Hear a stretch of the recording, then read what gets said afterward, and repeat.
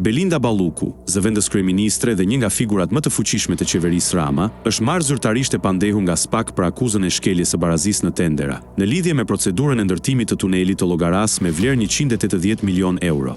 Ky zhvillim i vendos asaj një peshë të rëndë politike dhe personale, duke bërë zyrtare më të lartë në detyrë që përballet me akuzë penale në këtë nivel. SPAK ka ngritur akuzën më të lehtë të mundshme, e cila parashikon dënim nga 1 deri në 5 vite burg. Por fakti që vepra kalon kufirin 3 vjeçar krijon mundësi që ndaj Ballukut të kërkohet edhe masë sigurie, përfshirë arrestin. Çdo masë arresti do të kërkonte më parë autorizim nga parlamenti për shkak të imunitetit të saj si deputete. Balluku u paraqit në prokurori e shoqëruar nga motra e saj dhe avokate, Pamela Qirko, ish kryetare e Vettingut, një lëvizje që ka ngritur dyshime për presion ndaj prokurorit të çështjes, Dritan Prençi.